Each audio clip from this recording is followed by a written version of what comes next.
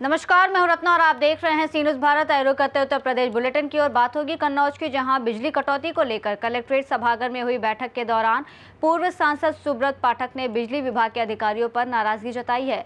अगली खबर भी कन्नौज से है, जहां छात्रा निदा ने उत्तर प्रदेश मदरसा शिक्षा परिषद परीक्षा 2026 में उत्कृष्ट प्रदर्शन करते हुए जिले में दूसरा स्थान हासिल किया है। ऐसी तमाम खबरों पर विस्तार से चर्चा करेंगे। गाजीपुर के जखनिया तहसील क्षेत्र के मोलनापुर गांव में नाली विवाद को लेकर शनिवार को उस समय तनाव की स्थिति बन गई, जब पुलिस मौके पर समस्या का समाधान कराने पहुंची और ग्रामीणों के बीच तीखी नोकझोंक हो गई। कुशवाहा और राजभर समाज के बीच लंबे समय से चल रहे नाली जल निकासी विवाद के दौरान स्थिति बिगड़ने पर पथराव की भी सूचना सामने आई, जिसके बाद गाँव में भारी पुलिस बल तैनात किया गया। पुलिस ने त्वरित कार्रवाई करते हुए 11 लोगों को गिरफ्तार किया है और दर्जनों अज्ञात लोगों के खिलाफ मामला दर्ज किया गया है। सर, मोलनापुर में क्या मामला हुआ नाली का? मोलनापुर में आज एसडीएम साहब और मैं फोर्स के साथ मौजूद थे। यहाँ पे नाली को लेके एक विवाद था। उसी विवाद के निराकरण के लिए हम और एसडीएम साहब मौके पे आए थे। इसमें आशंका ये थी कि कोई एक पक्ष के द्वारा विरोध किया जाएगा। उसी के दृष्टिगत आज पुलिस फोर्स के साथ हम लोग यहाँ मौजूद थे। विरोध किया जा रहा था? विरोध ये था कि एक पक्ष ये नाली को बनने का विरोध कर रहा था। उनका मानना था कि ये जो नाली है इधर से ना बने, लेकिन क्योंकि ये राजस्व में इसका निर्णय ले लिया गया था और विधिक सम्मत निर्णय लिया गया था, इस वजह से उसी का अनुपालन में आज हम लोग यहाँ पे मौजूद। सर, भारी संख्या में फोर्स को बुलानी पड़ी, क्या मामला था सर? भारी संख्या में फोर्स को इसलिए बुलाना पड़ा क्योंकि कल एसडीएम साहब आए थे तो ऐसा जानकारी मिली कि विरोध किया जाएगा गाँव वालों का, और उसी के दृष्टिगत कार्रवाई के लिए पुलिस ने फोर्स के साथ लोगों को हिरासत में भी लिया गया। कुछ लोग को हिरासत में लिया गया है क्योंकि उनके द्वारा विरोध किया जा रहा था, और इसी के संबंध में 1 दर्जन लगभग लोग को हिरासत में लिया गया है और इसी में उनके विरुद्ध अभियोग पंजीकृत करके उनके खिलाफ विधिक कार्रवाई अमल में लाई जाएगी। सर, मोलनापुर गांव में क्या मामला चल रहा है? हाँ, ग्राम मोलनापुर तहसील जखनिया, यहाँ एक आबादी के अंदर एक नाली का निर्माण कराया जाना था।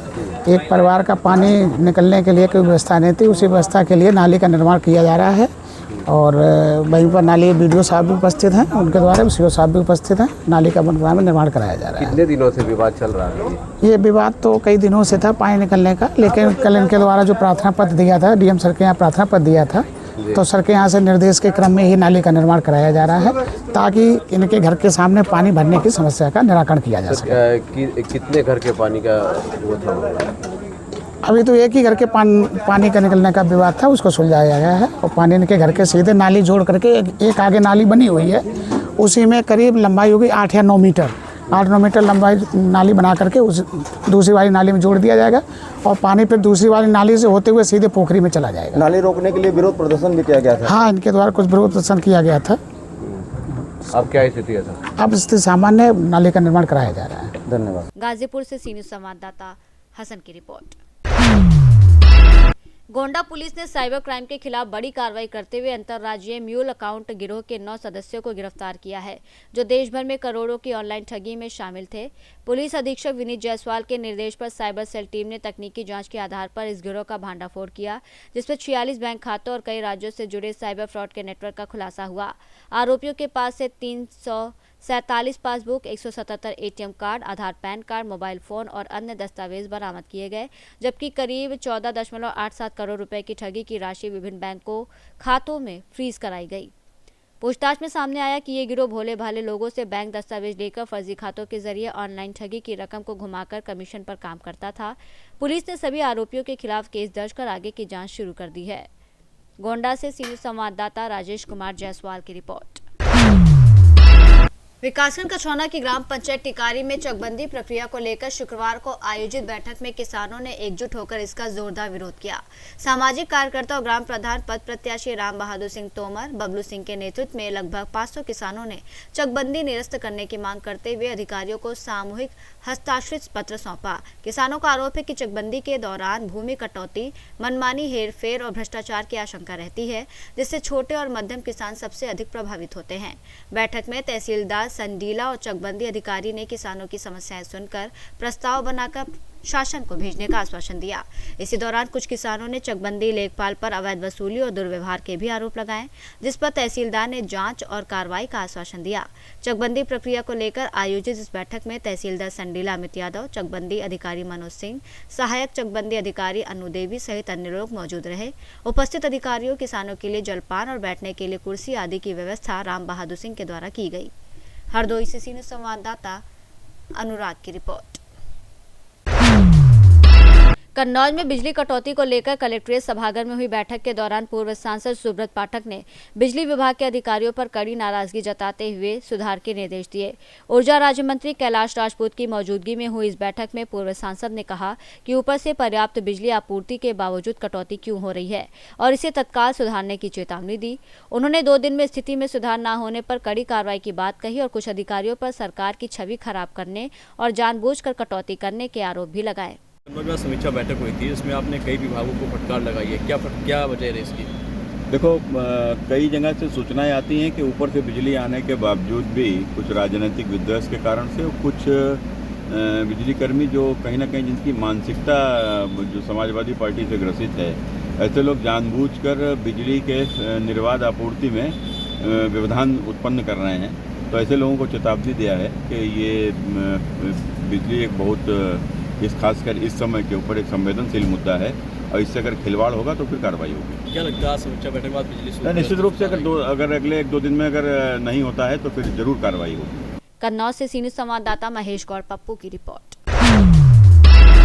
कन्नौज के मदरसा दारुल उलूम गौसिया छिबरामऊ की छात्रा निदा ने उत्तर प्रदेश मदरसा शिक्षा परिषद परीक्षा 2026 में उत्कृष्ट प्रदर्शन करते हुए सेकेंडरी परीक्षा में 80.50% अंक प्राप्त कर जिले में दूसरा स्थान हासिल किया है। उनकी इस उपलब्धि से परिवार, मदरसा और पूरे क्षेत्र में खुशी का माहौल है। निदा के पिता फिरोज खां और मां जहारा ने बेटी की सफलता पर गर्व जताते हुए कहा कि उसकी मेहनत और लगन ने ये उपलब्धि दिलाई है। वहीं कारी शमसुल कमर प्रधानाचार्य ने बताया कि निदा शुरू से ही मेहनती और अनुशासित छात्रा रही है और उसकी सफलता अन्य विद्यार्थियों, खासकर छात्राओं के लिए प्रेरणा का स्रोत बनेगी। क्षेत्र के लोगों ने भी उसकी इस उपलब्धि पर खुशी व्यक्त करते हुए उज्जवल भविष्य की शुभकामनाएं दी हैं। बेटा निदा कहाँ के रहने वाली? वृत्तियाँ ऊंचा वृत्तियाँ छिबरामऊ। आपने किस में द्वितीय स्थान पाया? उत्तर प्रदेश मदरसा बोर्ड में सेकेंडरी क्लास। अच्छा, पूरे जनपद में आपका दूसरा नंबर आया। यहाँ तक पहुँचने के लिए किसका सहयोग मिला आपको? माता पिता और मेरे प्रधानाचार्य का कारी शमसुल।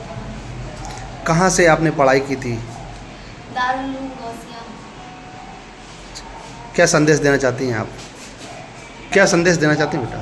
सभी बच्चों को पढ़ना चाहिए, मदरसा बोर्ड अच्छा है और उसमें पढ़ाई भी अच्छी होती है। इंजीनियर बनना चाहती हैं?